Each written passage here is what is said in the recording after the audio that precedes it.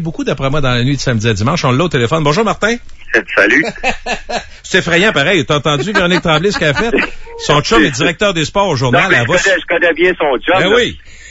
Avez-vous réglé ça ensemble? Vous êtes capable de vous entendre après? Ça a bien c'était été. correct. Ça commence à bien l'année 2013. Les bonnes résolutions, Martin, pareil. Elle se coupe son chum. C'est épouvantable. C'est bon.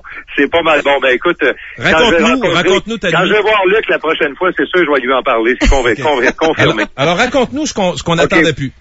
Écoute, Gilles, c'est vraiment là le matin que c'est arrivé là. Ouais. Faut juste dire parce que à un moment donné, en fin de soirée, en fait la veille là, parce que les négociations avaient commencé vers 1h l'après-midi. Là, on est samedi. Tu nous parles de samedi. On est samedi, okay. Exactement. Puis là, plus ça avance, puis plus il sort de drôles de rumeurs, puis on dit que ça se passe pas bien, puis que ça avance pas et tout ça.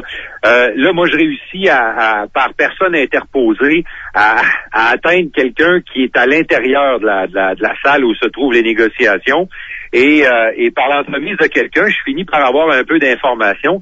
Puis là, tout à coup, vers 21h, 22h, ça débloque.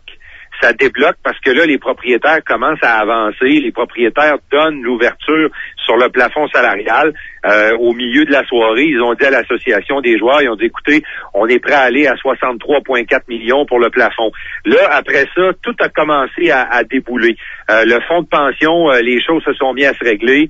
Ça a été vraiment une ouverture des propriétaires. Puis ensuite, les joueurs ont cédé sur la longueur de la convention collective. On se souvient, tu sais, que la longueur de la convention, le Donald Fair qui avait dit, moi, je négocie pas de convention collective pour des petits gars qui jouent Bantam cette année, là. Ouais. Ben, finalement, pour pouvoir avoir un plafond salarial plus haut, pour pouvoir avoir des limites de contrat plus longues, ben, il a flanché sur la longueur de la convention collective. Alors là, vraiment, les deux parties, Gilles, à partir de la fin de soirée, samedi, se sont mis à travailler dans le bon sens. Y a-tu un moment, juste avant qu'on a, ça s'est réglé en fin de nuit, y a-tu un moment où t'as pensé que c'était signé puis tout à coup que ça allait recasser encore? Au milieu de la nuit, là, vers 2-3 heures du matin, là, les informations, en fait, là, à un moment donné, on n'avait plus du tout d'informations de l'intérieur. Là.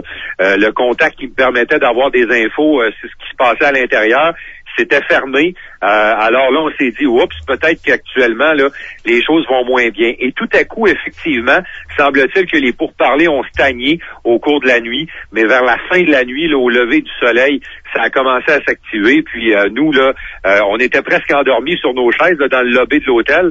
Et je te dirais, là, vers à peu près 5h moins 5, 5h moins 10, on a entendu des cris là, provenant de la salle où il y avait la réunion, puis on a entendu des applaudissements. Et quelques minutes après, Steve Fair, le frère de Donald, est sorti avec un verre de vin à la main.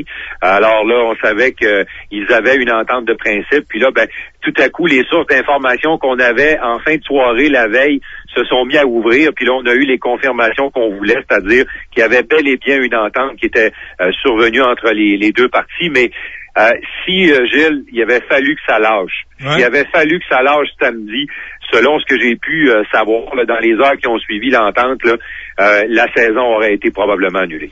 Martin, en quoi le médiateur a aidé au règlement? Écoute, tu te souviendras peut-être là de l'offre du 28 décembre, les propriétaires là, qui avaient relancé les pourparlers. Il y avait une petite entourloupe dans cette offre-là. Et puis, normalement, les deux parties s'étaient entendues sur une façon de faire. Quand vous mettez une offre bonifiée dans votre document, il faut comme on dit en bon québécois, il faut le highlighter en jaune. Alors, il faut le souligner puis l'indiquer que c'est une nouveauté dans le dossier. Alors, les propriétaires font parvenir leur offre. Puis là, il y a une petite entourloupette, puis les propriétaires oublient de le dire aux joueurs. Alors, les joueurs avancent sur les négociations à partir d'un document sur lequel ils n'ont pas tous les éclaircissements. Là, quand les avocats de l'Association des joueurs sont aperçus de ça, là, on était jeudi à New York. Alors là, Donald Fair a dit, ça fait, on quitte la table, on demande une deuxième demande légale de dissolution là, pour le syndicat. C'est là que c'est arrivé.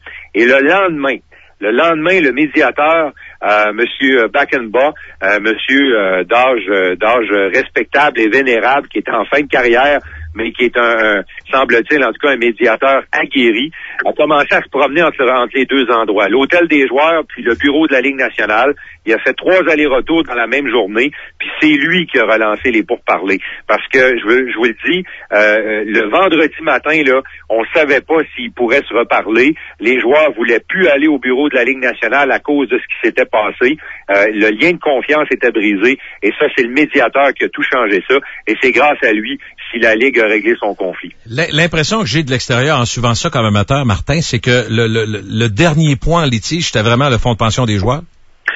Non, le fonds de pension des joueurs, les joueurs avaient laissé tomber le morceau, mais je vous dirais que les 2 derniers points là, qui ont été les plus litigieux ont été le plafond salarial pour la saison 2013-2014 puis la longueur des contrats. Okay. On était vraiment là dans les dollars, parce que si le plafond est trop bas, à ce moment-là, c'est moins d'argent pour les joueurs moyens.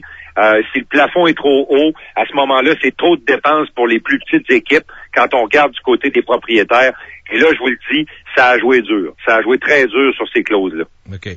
Qu'est-ce que vous faites, vous autres, les heures et les heures et les heures? Parce que j'étais avec mon chum Perrault samedi soir, puis il disait, on a des équipes partout. Mais là, je me disais, pourquoi plus là que... T'as pas le choix d'être là, puis en même temps, tu te dis, ben, s'il se passe rien, ça aurait pu avorter tout ça. Vous faites quoi, les heures et les heures? Vous jouez au domino, s'il vous plaît? Ben, écoute, je te dirais que, heureusement, là, les téléphones intelligents nous changent les idées aujourd'hui, là. Ouais. Tu sais, il y a toujours... puis tu sais, c'est intéressant parce que autant qu'on a dit que les joueurs étaient informés sur la situation, autant moi je peux te confirmer qu'il y a des joueurs il y a des joueurs avec lesquels moi j'ai échangé sur mon téléphone intelligent, puis j'en savais un peu plus qu'eux sur ce qui se passait à l'intérieur même des pourparlers, des négociations. Alors il y a des joueurs qui demandaient des nouvelles de temps à autre. Tu recevais des textos des joueurs? Oui, effectivement, de ceux qui pas de ceux qui étaient sur place, là, mais de ceux qui étaient à l'extérieur, évidemment. Puis, écoutez, à un moment donné, il a bien fallu changer les idées. Alors là, il y a un collègue, mon collègue de Radio-Canada, qui a commencé il a ouvert le grand livre, la grande Bible des statistiques de la Ligue nationale. Puis, on s'est amusé, on a joué au quiz. Alors, tu sais, on fait ce qu'on peut pour changer les idées, là. Je veux savoir la suite des choses. Les gens qui nous entendent se disent, ben là, ça se bouscule. On présume que les presses des magazines de hockey doivent marcher ce matin ou on doit se dépêcher de lancer ça. Finalement, on y croyait à moitié, mais tu peux pas non plus relancer toute l'industrie, tous les médias liés au hockey. Mais là, on nous dit que, bon, tout va se faire vite. Jusqu'à un certain point, je suis bien d'accord, mais il y a quand même un certain temps qu'on doit prendre. Le calendrier, est-ce qu'il va sortir complet ou il va être préliminaire? Comment ça marche, là? Le calendrier, d'ailleurs, il y en avait déjà deux ébauches. Il y avait un calendrier de 50 parties, puis il y avait un calendrier de 48 parties. On va probablement travailler avec celui de 48 parties.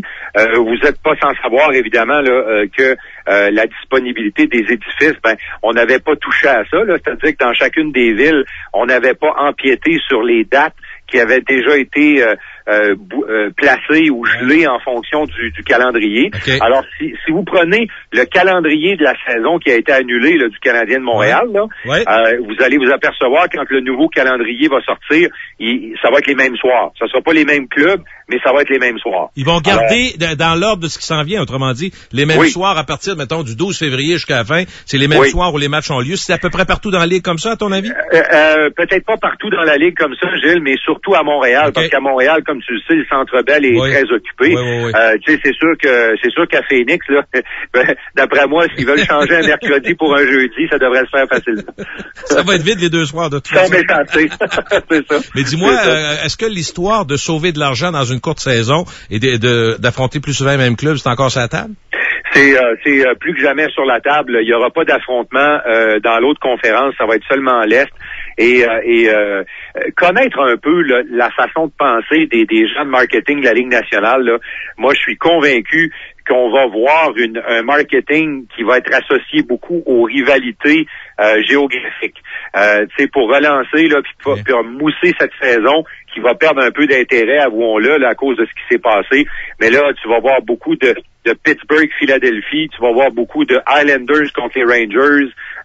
Tu sais, tu vas voir le Canadien va jouer très souvent contre Boston, va jouer très souvent contre Toronto, contre Buffalo, contre Ottawa. On va limiter les coûts aussi pour les déplacements. Puis on va surtout économiser les énergies des joueurs, là, parce que, écoutez, là, faites le chiffron, là, prenez 50 matchs, ça va être plus facile, là. C'est 50 matchs en 90 jours à peu près. Alors, c'est vraiment un sprint complètement fou dans lequel les joueurs de la Ligue nationale vont être lancés. En termes de hockey, j'ai l'impression, ma première perception, tantôt était mauvaise, j'espère que ça l'est mieux. Ma première perception, c'est que ça va être du hockey des séries jusqu'à la fin. Ça va être du hockey des séries jusqu'à la fin, probablement, parce que, tu sais, imagine, sur un calendrier de 82 parties, on disait toujours, là, puis ça, c'était mathématique, hein, c'était prouvé. Si t'en perdais 5-6 d'affilée, tu te plaçais dans une situation où c'était dangereux de pas faire les séries. Alors là, je vous le dis, un club qui va perdre, après la 3e défaite consécutive, là, surtout que tu vas jouer que des matchs dans ta conférence, tu vas déjà être dans le trou pour une participation aux séries.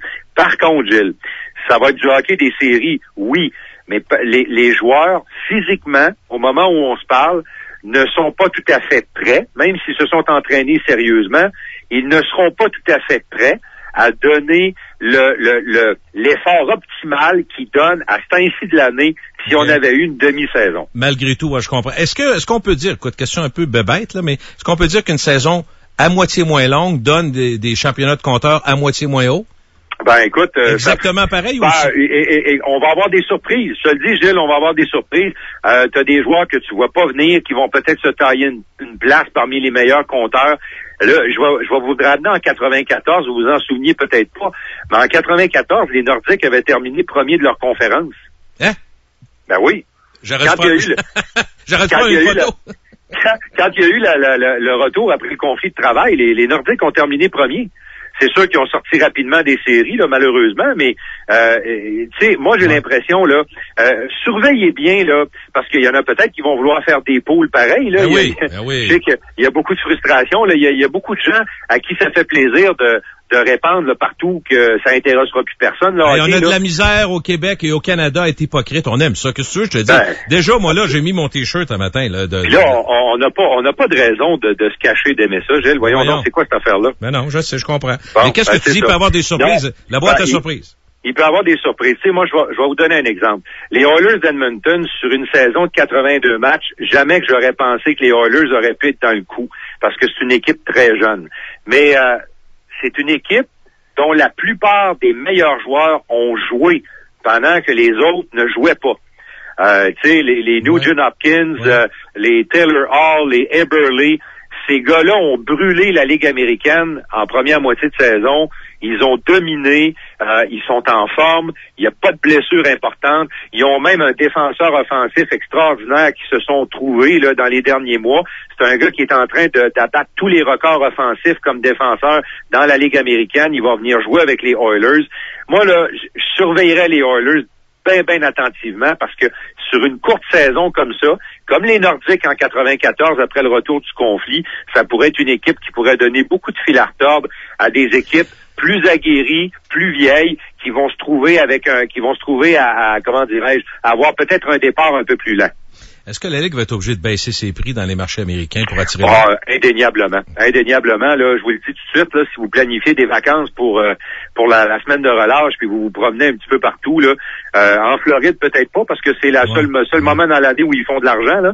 Mais ailleurs, là, si vous vous promenez, vous allez vous apercevoir que même sur Internet, là, que les billets seront pas chers dans certains marchés, là, parce que c'est clair que on n'aura pas été capable d'attiser l'intérêt des amateurs dans certains marchés. Amateurs qui sont déjà peu nombreux, là, mais je pense qu'il y a vraiment des villes qui vont devoir être imaginatives, des marchés, des équipes qui vont devoir être imaginatives. Juste sur USA Today hier, là, règlement d'entente quand même de la Ligue nationale de hockey, aucune mention en première page. Puis en plus, je sais pas si je t'ai déjà dit ça, je t'ai déjà raconté ça, mais il y a 2 ans de ça, j'avais rencontré le directeur des sports du USA Today par hasard à Washington dans un restaurant.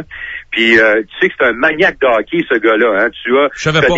T'as du hockey dans l'USA Today parce que leur directeur des sports est un maniaque. Okay. Alors imagine-toi, t'es en train de me dire qu'il n'y a absolument rien, alors que moi je sais que le directeur des sports du USA Today, il en mange du hockey. Mais sauf qu'il faut qu'ils vendent des journaux. Hein. Oh oui. Non, mais c'est révélateur, Gilles. Oui. C'est très révélateur. Écoute, là, à New York, là, en fin de semaine, là, pour le règlement du conflit, là, il y avait que quelques journalistes américains. La plupart des journalistes qui étaient là étaient des journalistes canadiens. Puis je vais te donner un exemple bien frappant de ça. Quand ça s'est réglé, puis qu'on est rentré dans la salle, jamais que c'est arrivé auparavant, mais le responsable des relations de presse de l'association des joueurs puis celui de la Ligue nationale sont venus me voir tour à tour pour être certain que j'avais été bien servi parce qu'il y avait un seul francophone dans la place, c'était Mathieu Darche, puis pour être certain que Mathieu avait pris 5 minutes pour me parler et tout, c'était jamais arrivé. Et c'est juste pour vous dire à quel point le Canada a pris tellement d'importance pour la Ligue nationale. Écoutez, dans les bureaux de la Ligue nationale, là, ce qu'on peut appeler, entre guillemets, les feeds de télévision, là, c'est des feeds de télévision canadiens qui rentrent dans le bureau de la Ligue nationale. Alors, c'est le Canada qui génère les revenus de cette ligue-là, et c'est le Canada, c'est les amateurs canadiens qui vont financer l'augmentation du plafond salarial des joueurs de la Ligue nationale, c'est indéniable. 80% des revenus, New York, Toronto, Montréal, ça dit tout, là, sur 30 ans. Ah, absolument, absolument. Tout. Merci, Martin. Au plaisir. Il y a juste une chose, Gilles, qui m'inquiète un peu. Si tu me donnes 10 secondes de plus. Prends ton temps, on il y a une chose qui m'inquiète un peu plus, c'est l'avenir de Québec dans tout ça. Arrête! Parce que c'est une convention collective qui va être compliquée pour les petits marchés à long terme. Et je vous le dis, je suis un petit peu inquiet. Il faudrait que ça passe par une expansion qui va coûter les yeux de la tête, c'est ça? Ben, écoute, peut-être, parce que là, cette convention-là va consolider des marchés qui ont pas beaucoup de succès pour quelques années encore. Alors, ça va peut-être être l'expansion. Mais là où je suis un peu inquiet, Gilles, c'est qu'il y a un quotidien canadien aujourd'hui qui avait fait un tableau et qui estimait avec une croissance de 5% par année qu'à la fin du contrat de travail dans 10 ans, le plafond salarial de la Ligue nationale toucherait les 85 millions. Bon. Alors, ça nous dit une chose, c'est que si M. Pelado achète un club de hockey, il pourra pas être tout seul. Comme à peu près partout au Canada et ailleurs, il va falloir qu'il y ait plus qu'un partenaire financier, sinon ça va. Comme ça fait ça à Winnipeg. La famille Thompson s'est mis le nez là, puis finalement le groupe de Winnipeg a été capable d'avancer. Alors, j'ai l'impression que M. Pelado va peut-être avoir un partenaire parce que vraiment, ça va coûter très cher opérer un club de hockey avec cette convention collective-là. Ça, c'est le mauvais côté. Le bon côté, c'est que le Canada prouve à la Ligue nationale que l'intérêt des amateurs, parce que dans tout ce conflit-là, on n'a jamais parlé d'amateurs, ça reste indéniable. Par contre, je comprends que c'est une business de marché puis d'argent. Là, c'est assez clair, surtout au sortir de ce lockout où c'était des milliardaires et des millionnaires qui se battaient pour avoir plus d'argent. Merci, Martin. C'est au plaisir, Gilles. Bye, à bientôt. 14h23, un commentaire de